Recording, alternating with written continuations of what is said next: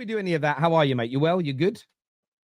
Yeah, really good. I mean, I'm actually probably one of the few people, and knowing my content like I do and many others do, I can't believe how pragmatic and rationale I am being. We were messaging each other last night. Obviously, we did late night streams, and I'm just not bothered about this. Like, I think United have got this deal done. I think they're playing their cards close to their chest. And I think Newcastle, to their credit, as I've said before, are trying absolutely everything. But I think the next step is they're going to walk away like they did from Ekitike, because they're just trying to get Sesko to go there. And he's still going, no, I'm waiting. So I think, look, I wouldn't say Newcastle are completely gone. I've seen the odds. It's quite split. But I feel that United have got this deal, which is probably not what Liverpool fans want to hear, but I still think Isak will go to Liverpool as well. You said that. The first clip I was going to play isn't actually Gary. I put it up on screen, but it is actually you. So let's take a little look here at what Mark's had to say, because it's caused a stir in the Newcastle community is why I'm sharing it. I don't really understand it. And some people are not going to like what I'm about to say. But if Sesko chooses Newcastle over Manchester United, having listened to Mbeumo's interview and having listened to Cunha's interviews, they've chosen Man United for more than, Champions League football, which we can't offer. They've chosen Manchester United because of what we still can be and what we still are. Now, how long we'll be able to do that is up for debate. I still think when you look at Newcastle and Manchester United, if you take Newcastle, you're taking money. I don't see any other reason to go to Newcastle at the moment other than money. People will say Champions League football. Yeah, but how flimsy is that? Are Newcastle going to be in the Champions League next year? Maybe they will, maybe they won't. Are they, I understand people choosing Liverpool or Arsenal over Man United at the moment. I don't really understand why you choose Newcastle. So, talk sense. He does. Get him on again. He should do more streaming. Yeah, I mean, you can tell there's hesitation there. I don't normally hesitate, and I think the hesitation is to try and be respectful to Newcastle, but it's still wound them up. Like, I'm just saying, like, obviously I'm a United fan, so I'm going to be biased. You're allowed to be biased, but I don't think Newcastle necessarily are in the Champions League next year. So I think if you go to Newcastle, it's not like if you go to Arsenal, you're going to be in the Champions League for the next 5 years. I don't think Newcastle necessarily are. I don't think they've got squad depth. I think players are looking to leave. Anthony Gordon would go if he could. Isak's going to go. I think Bruno Guimaraes will go. And Newcastle struggle to replace those players. I don't really understand. I think that's a topic in itself. Newcastle have shown great ambition, but they can't get the players in. So I don't think the Newcastle project is I think it is flimsy. So whereas Man United, we might not have achieved what we wanted to achieve over the last 10 years, but all across those 10 years, we are trying to get back. And I think at some point we will. And also, Newcastle can't live with what Man United are. Like, look at the States, look at the tours there, look at the crowds, look at the Asia tour, which was we never should have done it. Man United is one of the biggest clubs in the world, and Sesko will realise that if he chooses Man United. Look, if he chooses Newcastle, we'll have to deal with it. But for me, yeah, you choose Man United. What do you make of? I mean, Jan Fjørtoft has updated on this situation again. He said that United are waiting for Sesko while Sesko is waiting for United. It feels like the player wants to know we're definitely going to bid. We're saying we are, but we want you to pick us first. Newcastle, I think, as you stated on your show this morning, they've put 2 big bids in now, one totaling with add-ons 90 million euros. That's their approach. They're getting a lot of praise for it. What do you make of it from United's point of view? Do you think we're doing the right thing by waiting for the player to decide rather than getting into a bidding war? 100%. And that Fjørtoft update, I mean, look, I've said about Fjørtoft, we've had him on the United stand before. I've never known him to be a journalist of transfer expertise. And it's quite interesting having another player in it, but, another journalist in it. But it always reminds me of, like, being younger in my courting days where, I'm not messaging her, she can message me. And you both want to message each other, but it's like whoever does it first looks weak. And I think with United and Sesko, I don't think it is that, by the way. I don't think they're waiting on each other. I think that United don't want to get into a bidding war and Leipzig do. So I think we're basically saying, look, if Sesko says he wants to come to us, that's when we'll bid. That's our policy. We did it with Mbeumo, we did it with Cunha, we did it with Yoro. That was Real Madrid. He had to choose us, and then we'll get involved. We're not going to start bidding like Newcastle are willing to do in the hope that he chooses us. We will bid when we know the player wants us. And look, I understand that game, because the alternative is we put a bid in. Leipzig keep going, yeah, what's your next one? Next year, what's your next one? Sesko goes, okay, ooh, you know, what's your wage? What's your wage? I think that then it becomes about money.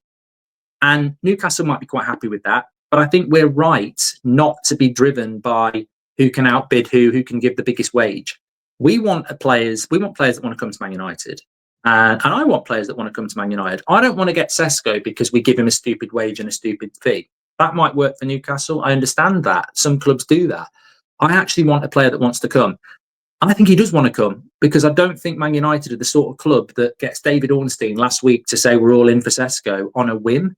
So I think he does want to come. And I think we're playing it the right way, because otherwise you end up in a bidding war. And who does that benefit apart from Leipzig and Sesko's agent? So I think we've played it right. I agree completely.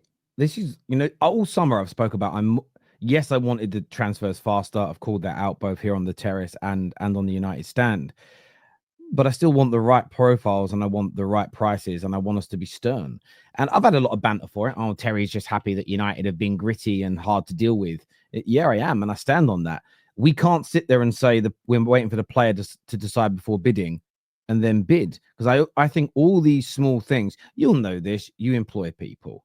And I know none of your staff do this, but I'm going to give a hypothetical. So if you're watching, Beth, I'm not actually meaning you do this, right? I know Beth is, but if Beth is like, you just say, Beth, I need you in by 9:30 to go live at 10 in the morning, and she turns up at 5 to 10 and isn't prepared. If you do that again, you'll be in big trouble. And she does it again, and you're like, morning, Beth, how are you? And nothing happens. She's going to continue to do it. And that might be one person, but then somebody else is going to cut a corner. Somebody else is going to cut a corner.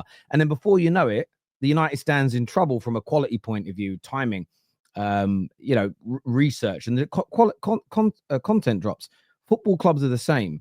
If Man United's hierarchy, the people that run the club, are saying we are not bidding until the player commits, and then we do, other players will look at that in the club and go, well, they've said if I don't do X, Y, and Z and don't do this and that and the other, I might lose this position. Well, I'm going to cut a corner. I'm going to see if I can get away with it as well. And you create a precedent.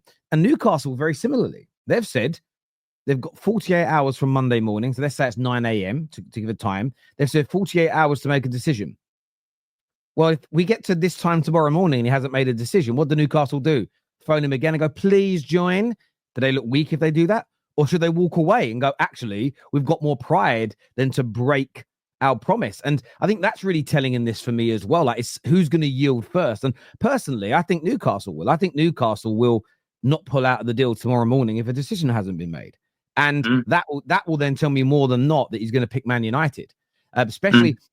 So, yeah, for me, I just don't want Man United to. I like the player and I want the player.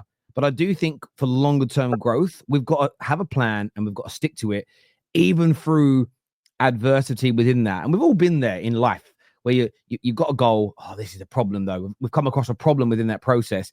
If you start yielding on it and backtracking and pandering and sitting in the cup chair, you're never going to get better. So, yeah, I like what we've done. I hope we do get the player.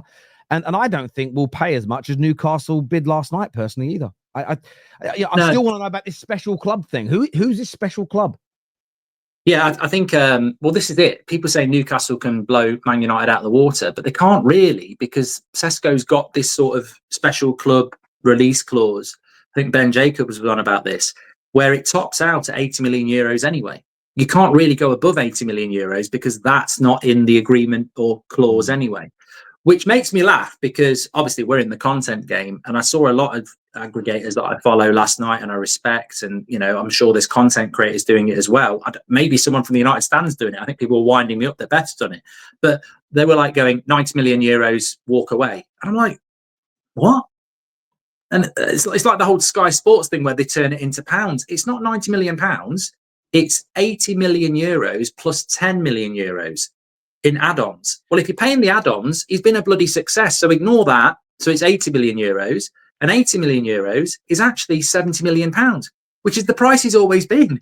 And you've got people going, walk away, ridiculous fee. And I'm like, it's 70 million pounds. But it's how it sounds. I went and bought a new bit of garden furniture Sunday, and the guy was like, it's $14.99.